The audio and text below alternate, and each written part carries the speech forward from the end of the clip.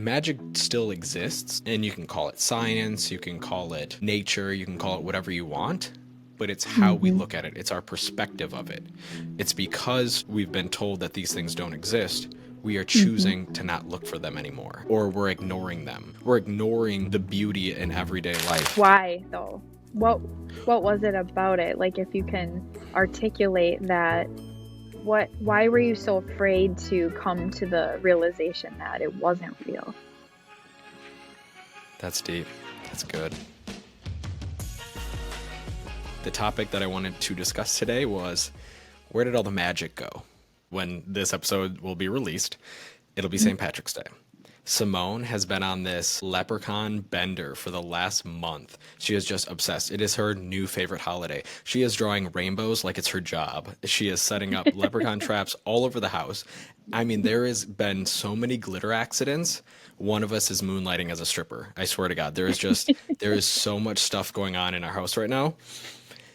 And yesterday, she's walking me through how there's fairies that live at her school. They live in little houses under the tree on the Aw. playground. And she has a necklace that glows when they're around. And she herself is a fairy. They're making a potion so that she can shrink down, but it takes 2 weeks to make it. So she's got 2 weeks to live in the house still. And then she's moving out and she's living with the fairies. And Aw. she, like, point blank looked at me and was like, "This is real. I am really a Mm-hmm. fairy." Mm-hmm. And on a side note, I made a joke. I'm like, "Hey, some people think your dad's a fairy too." And she's like, "You don't have wings?" And I was like, "Not that kind of fairy." Yeah.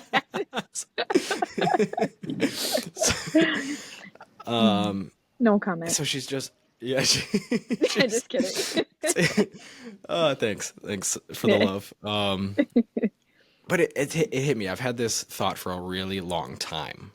Where does the magic go? At some point, we're young, we believe in Santa Claus, the Easter Bunny, flying carpets, talking animals, all of the Disney stuff. And then slowly reality punches you in the face and it's like, no, everything's boring, none of this is real. And I don't know, like, what happens? Why can't we have this childlike So innocence, true. or what is magic in grown-up land? I don't know. Where am That's I so going with this? true. Does it have any legs? So the first thing that comes to my mind is the stories that people tell. Like, for example, my daughter Bella, when she was young, she said to me and her dad, "There's a man in my room," or "There's somebody standing outside my window." And we're like, okay, that's creepy. Hmm. And he'd go investigate, and there's no footprints. And then you just kind of chalk it up to their imagination. But then she would start doing things like, "Oh, grandma's calling." And literally 10 seconds later, my mother in law would be calling my phone. And I would just be like, what the heck, you know? But she would do that a lot. She would talk about seeing things around our house. And I mean, you live there. You yourself thought there's definitely something here. You were That home alone. that S was Yeah. haunted. Yeah, that was bad. That house was so full of bad juju, you could cut it with a knife. Well, probably because I looked up the owners and I found out the guy who built it and I baked him a birthday cake and I went to his grave. So I don't know, maybe I invited him in. But back to the magic thing, it's so well known that we as kids are just on a completely different energy wavelength. Mm. Fill in the blanks, whatever you believe in.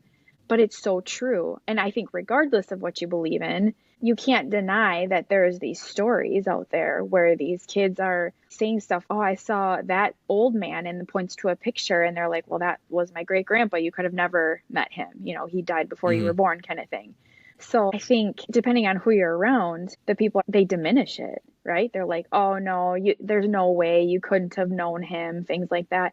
And as we grow, society teaches us how to kind of morph into reality, and I'm putting that in quotes just because it's not their reality. I don't know if that's kind of like what you're thinking. It's not the direction I was thinking of, but sticking on that thought, because there is this connection between kids and being able to see things that aren't there, and whatever, like you said, whatever you believe in, is it different dimensions, is it spirits and all of that. They just have this unabided like their minds are not hindered by what isn't possible. And I think that's where I was going at it. They haven't been True. told that these things aren't real so many times that they believe it. Like I said, Yes. Simone really believes that there's fairies, and she'll walk around and she'll put her necklace up to her because the fairies Mhm. call her. The fairies call her on this necklace, and she's Sure. listening to them. And she keeps saying, if you don't believe, you can't hear them. And I think that's so true because at some point we need so much facts. We need evidence to believe things. And Yes. back on our kids being psychic or having these visions or sights, I remember when Mhm. Simone was probably 2 or 3, we're driving, and I am just known for dad jokes. And I'm driving, one comes into my head, and I'm like, I think it. I'm like in my head, not gonna say it. It's fine. I have a million of these all the time. And from the back seat, Simone goes, "That's not funny, Papa." Like didn't say anything, didn't do anything, didn't have any reaction. There's no way she could have seen my face in the mirror, anything. It gave me goosebumps. The hair stood up on Mhm. my arms, and I looked at Amanda. I'm like, I just made a joke in my head. Like that is the craziest thing that has ever happened. And Yeah. she just, yeah, out of nowhere, and was like, "That's not funny, Papa." So there's definitely something to do with being a Yes. kid and having this you're still tapped in. Now, I know I talk about Ed Milet a lot, but he Mhm. always talks about how he believes children have this wonder, this sense, because they were closer to whatever you want to call it, like God, whatever it is, because they're so young that Mhm. their energy, their spirit is still pretty fresh. It was connected Mhm. to whatever the abundance of the universe is. Mhm. So I don't know, but I've always had this. I mean, you remember me growing up. I was always obsessed with magic. I always wanted to be a magician. What kid doesn't? Or I Mhm. guess what boy doesn't want to be able to do these tricks and pull things out of thin air? And I still even Yeah. remember being way too old to believe in Santa Claus. Like there was that borderline where I was 99.7% sure that he wasn't real, but there was that point Yeah. 3 that I was like, I couldn't let it go. And Why something though? about What was it about it? Like if you can articulate that, why were you so afraid to come to the realization that it wasn't real?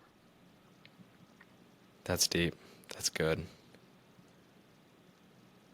Boy, was I afraid to lose my childhood? I think I was afraid to cross that threshold of there actually being real magic in the world.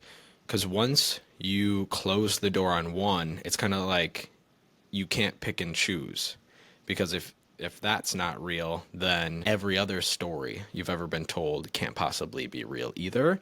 And I think even at that age, I was afraid to let that go because life's not fun without an Mhm. imagination or creativity, and those can all be magic. I mean, take what we're doing for example. When our grandparents were born, the fact that we're having a conversation over Mhm. this device that is connecting to satellites in space is Mhm. insane. Yes. Technology is magic. There's so many things that are magic that we kind of take for granted, and I think this is the Absolutely. direction I was originally thinking of, is that magic still exists, and you can call it science, you can call it nature, you can call it whatever you want, but it's how we Mhm. look at it. It's our perspective of it. It's because we've been told that these things don't exist, we are Mhm. choosing to not look for them anymore, or we're ignoring them. We're ignoring the beauty in everyday life. The fact that we start out as these single cell organisms, these blobs of mass, and Mhm. grow freaking patellas and opinions. Yeah, you grow knee bones and you have a brain and you have consciousness. Like that's insane. Like that's magic. There's so much wonder in this. There's so much wonder in the world Mhm. that we kind of just go blah to it. One example, Dad keeps trying to tell me about the James Webb telescope. So it's the telescope that shot out into space or whatever, and it's sending us pictures back. Like it's Mhm. literally sending us pictures of galaxies that we didn't even know existed. The pictures are Oh. phenomenal. Check them out; they're really cool. They have amazing colors, and it's just like one of those things where you look at it and be like, neat, sweet, and then you just move on. There's probably like another life form on this planet a billion light years away, and all I could say is like, yeah, cool. I don't know. My mind would have been blown by that fact. 8 years old, I'd be running around. Yeah. I would have spent a whole day trying to think of how would I communicate with an Hmm. alien? Is there another one out there that looks like me? Do you think we'd be Yeah. friends? Yeah, like what do they do for fun? See, Yeah, like that, like dad and his quantum physics. When he starts talking about it, I kind of my ears close a little bit because he goes so far off on a tangent. But I think for someone who is really interested in something like that, that is mhm, magic for them. And maybe let's kind of take the word magic and say inspiration for adults. You know, something that inspires you is still magic. You could call it what you want, right? mhm, Like, I love writing, I love inspiring people. I was at church today, I was just on fire. That inspires me. To me, that's my magic. So, what's your magic? Ask yourself, what is it that inspires you? And just that's your magic. And don't let anybody take that from you. You might love studying the life of an ant, something mhm. is small. My daughter London today said because I asked them on the way home from church, I said, what do you want to be when you grow up? And she's 9. It's known she wants to be a model and an actress and all this stuff. But she said something today that was really different. And I loved it. It was, I want to discover new medicine. And that's so far away from what everybody knows her to be like. So that would be her Mhm. magic. As a kid, she said, I really am interested in discovering something new that would help somebody. So I think shifting your That's so cool. perspective, yeah, from being a kid and being Simone and talking about fairies and stuff, that's her magic now. But I think each Mhm. phase, each kind of life cycle we go through as we get older, I think we can pick out the magic that we still have, or a good way to look at it anyway. I love that. Thank you. That Yeah. totally changed my mindset on it because I was on this. I literally have this titled, Where Did All the Magic Go? Hmm. But you're right. You need to get out of that box of magic being Disney's version. And I Correct. love how you Yes. said inspiration because, and I'm not sure if this is the exact definition, but if you look at inspiration, if you break it down, it's in spirit.